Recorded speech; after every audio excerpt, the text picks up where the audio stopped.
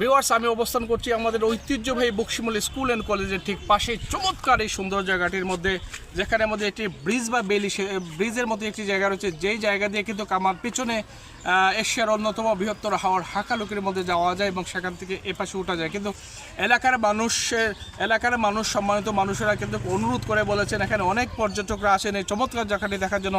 আপনি আসবেন অবশ্যই, কিন্তু আপনি এসে এমন কিছু করবেন না যাতে এলাকার মান সম্মানের উপর প্রেশার পড়ে অথবা এলাকার মানুষ চলাচলে যাতে বাধা সৃষ্টি হয়, এমন কোনো কাজ আপনারা করবেন না।